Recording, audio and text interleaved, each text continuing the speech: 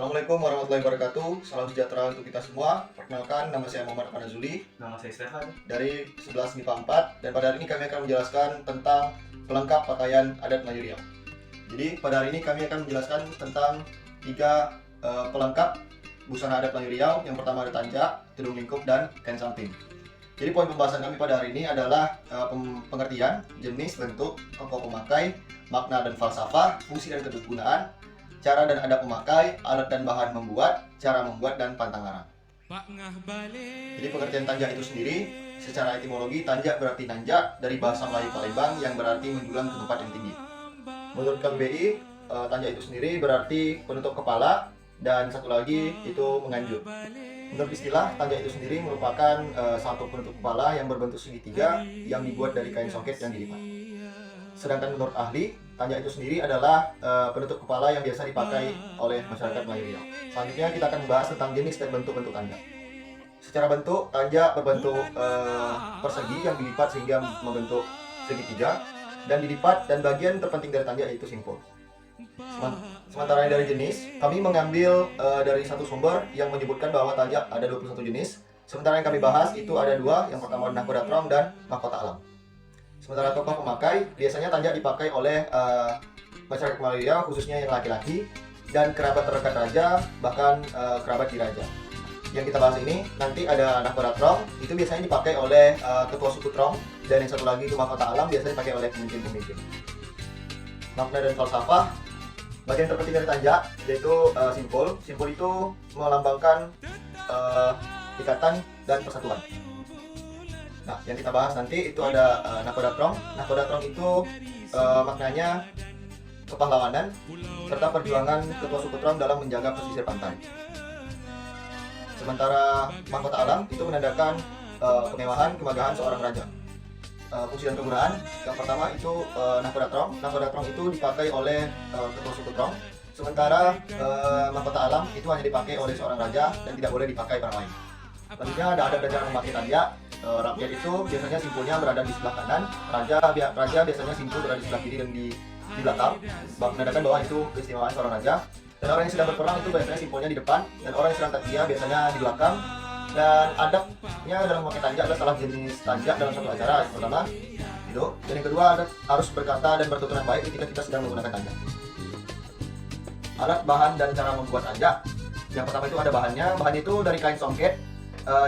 Terus ada kain keras, yang dimana kain keras itu yang nanti melapis tanjak sehingga menahan tanjak itu supaya tidak kusut atau rusak. Yang kedua itu ada alat dalam pembuatan tanjak yang diperlukan. Yang pertama gunting, jarum jahit, dan setrika. Cara membuat tanjak nahkoda trong, dari kain selipat kemudian dilipat menjadi segitiga. Di dalam kain tersebut ada kain keras bahwa nanti supaya tanjak itu tidak mudah rusak dan lepek. Kemudian lipatkan kain berbentuk tapak, usahakan kain segitiga itu jangan sampai terkena telapak kaki. Kemudian cara membuat tanjak mahkota alam. Yang pertama itu lipat bagian dasar tanjak dengan ukuran 3 jari. Kemudian pin kain songket pada bagian kanan dan kiri supaya tidak mudah tanggal. Pin itu dijarum atau dijahit. Kemudian ambil bagian kiri dan lipat di atas garis. Kemudian ulang langkah yang sama pada bagian kanan kain songket. Bentuklah sebuah segitiga tegak di bagian tengah kain. Lipat segitiga keluar bagi membentuk gambaran layar. Kemudian lipat sekali lagi pada bagian dasar ke atas segitiga. Kemudian terbalikan dan lipat bagian kepada kedua. Masukkan bagian kanan ke dalam. Ketika bagian kiri keluar, lipatkan ekor pada bagian kiri pada sudut tegak. Masukkan lebihan ekor ke dalam dan pin kain lebih ke ekor. Kemudian tarik bagian layar sedikit, dan kemudian tarik bagian dalam bagian terlihat menggelembung. Kemudian yang terakhir lipat bagian layar keluar biar membentuk segitiga kecil. Kemudian pantang larang ketika kita menggunakan tanjak. Jadi kita sangat dilarang keras ketika kita menggunakan tanjak. Kita dilarang untuk menghina tanjak, memakai tanjak di raja di dalam istana. Kemudian dilarang meninggalkan tanjak dengan orang lain. Yang keempat, perlu menjaga akhlak dan tutur bicara. Terus yang terakhir, dilarang memakai tanjak yang salah ketika di dalam majelis resmi. Kemudian poin pembahasan kita selanjutnya itu ada kain samping. Kain samping sendiri secara etimologi, kain samping berasal dari 2 kata. Yang pertama kain yaitu samping atau tepi. Sementara menurut KBBI, kain samping adalah sehelai kain panjang yang digunakan oleh laki-laki dan perempuan sebagai pelengkap pakaian adat atau busana adat. Kemudian menurut istilah, kain samping sendiri adalah jenis kain yang dikenakan di bagian pinggang atau samping tubuh. Dan menurut ahli, kain samping sendiri adalah kain yang ditenun dengan menggunakan benang emas atau benang perak dan dihasilkan dari daerah-daerah tertentu yang ada di Indonesia, itu menurut Ketua 1989. Jenis kain samping sendiri kami mengambil dari salah satu sumber, ada yang menyebutkan bahwa jenis kain samping sendiri itu ada 30 jenis. Sementara tokoh pemakai dari kain samping ini bisa dipakai oleh laki-laki atau perempuan, raja, pejabat, pembesar, gubala, dukun, bobo, pemuka agama, namun dengan kriteria pemakaian yang berbeda-beda. Selanjutnya ada makna dan falsafah dari kain samping. Pertama itu adalah bunga tanjung. Bunga tanjung itu melambangkan kemegahan, sedangkan janda hias melambangkan kesederhanaan. Selanjutnya ada lipat sisi tepi bunga, yang dimana itu menunjukkan sukacita hari kemenangan. Baik, selanjutnya ada fungsi dan kegunaan dari kain samping. Pertama itu ada sebagai pelengkap busana adat Melayu, yang kedua itu ada sebagai jati diri, yang ketiga itu ada sebagai identitas budaya, dan keempat ada sebagai keindahan. Ini ada memakai kain samping untuk pria. Pertama itu ada pemakaian baju. Untuk baju model cekak musang itu biasanya songket itu berada di luar, sedangkan untuk baju terbelakang itu songketnya ada di dalam. Untuk posisi kepala kain, datuk berada di sebelah kiri berat ke depan. Untuk raja, bebas dari belakang hingga ke kanan. Untuk bangsawan, itu bisa dari belakang hingga ke kanan juga. Untuk orang besar itu biasanya dari belakang dan ke depan juga. Untuk putra mahkota, dari kanan berat ke depan. Tinggian kain, duda atau lajang itu 2-3 jari di atas lutut. Untuk yang sudah menikah, itu biasanya selutut atau 2 jari di bawah lutut. Untuk orang patut, itu biasanya 3-4 jari di bawah lutut. Dan untuk orang petarung itu biasanya di atas paha. Selanjutnya ada memakai kain songket untuk wanita. Untuk ketinggian kain itu dipakai sampai ke mata kaki. Untuk kepala kain, gadis biasanya dipakai di depan, anak-anak juga di depan. Istri seorang yang besar itu biasanya di samping kanan, yang sudah bersuami itu di belakang, janda itu di samping kiri, dan perempuan tua itu di samping kanan. Selanjutnya ada alat dan bahan membuat kain songket.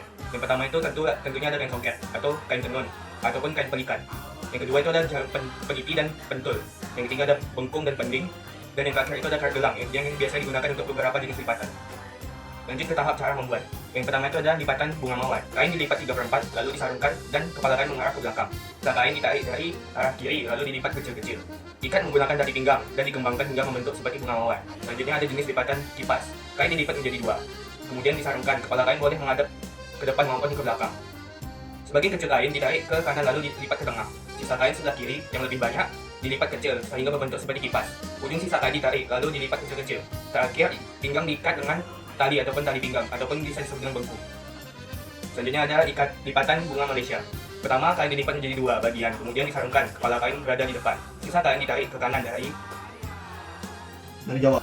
Sisa kain ditarik ke kanan dan ditarik ke atas dengan cara digenggam lalu disimpul. Ujung kain dimasukkan ke tengah simpul, kemudian dari tengah kain dikembangkan hingga berbentuk bunga. Selanjutnya, pantang larang dalam menggunakan kain songket. Kalau songket berada di luar baju, apabila atasannya menggunakan model kerah cekak musang. Namun bila baju memakai teluk belanga, songket berada di dalam baju. Kalau untuk yang belum menikah, batasnya di atas lutut, sedangkan kalau sudah menikah, kain samping sedikit melewati lutut. Dan jika terlalu naik, berarti pemakainya adalah seorang petarung atau pesilat. Baik, selanjutnya kita masuk ke pembahasan tudung lingkup. Pengertian tudung lingkup menurut etimologi, tudung artinya menutupi atau melindungi, lingkup artinya menyelimuti. Menurut KBBI, kain tudung lingkup adalah kain penutup kepala atau cadar. Secara istilah, kain lebar atau kain sarung. Sedangkan menurut ahli, tudung lingkup adalah tudung yang menutupi seluruh kepala dan dada. Selanjutnya, bentuk dan jenis serta tokoh pemakai. Untuk bentuk itu menyerupai kerudung atau kain selendang atau kain sarung. Untuk jenisnya itu biasanya bisa menggunakan kain songket ataupun kain pelikat. Untuk tokoh pemakai itu biasanya digunakan oleh perempuan. Selanjutnya makna dan falsafah dari tudung lingkup. Biasa digunakan sebagai simbol keanggunan, kesopanan, dan keagungan perempuan. Untuk fungsi dan kegunaan itu biasanya untuk menutupi bagian kepala, muka, bahu, dari dada, dan dada bagi perempuan. Ini ada cara memakai tudung lingkup. Cara pakai jika bertemu dengan yang bukan mahram. Badan agak diserong, lalu tudung lingkup yang dipegang oleh tangan kanan agak dikedepankan hingga menutupi muka. Cara pakai saat melewati gerombolan yang bukan mahramnya. Hidung agak dikedepankan hingga melewati dahi yang ada dipegang oleh tangan kanan, ditarik hingga menutupi tangan yang di bagian kiri. Cara pakai saat berada di rumah. Kain songket bisa diselendangkan di bahu, kain songket bisa diikatkan di bagian pinggang. Selanjutnya ada alat bahan dan cara membuat. Untuk alat dan bahan itu biasanya menggunakan kain songket ataupun kain pelikat. Untuk cara membuat, pakai tudung lingkup atau kain songket atau kain pelikat melalui dari atas kepala dengan tangan kanan. Pada bagian kepala dan kaki kain harus pas di tengah-tengah dan tangan kanan memegang dari dalam sini, sedangkan tangan kiri memegang dari luar. Selanjutnya ada pantang larang. Yang pertama itu harus pakai tudung lingkup jika hendak keluar. Yang kedua, kepala kain berada di bawah. Yang ketiga, tetap membuka aurat walaupun sudah memakai tudung lingkup. Yang keempat, tidak memakai aksesoris yang mencolok. Yang kelima, tidak memakai tudung yang menutupi dada. Baik, berikut adalah lampiran daftar pustaka. Sekian presentasi dari kami. Kurang lebih kami mohon maaf. Semoga apa yang kami sampaikan dapat berguna dan bermanfaat bagi pendengar sekalian. Kami akhiri. Wassalamualaikum warahmatullahi wabarakatuh. Shalom, Om Swastiastu, Namo Buddhaya, Salam Kebajikan, dan salam sejahtera untuk kita semua. Terima kasih.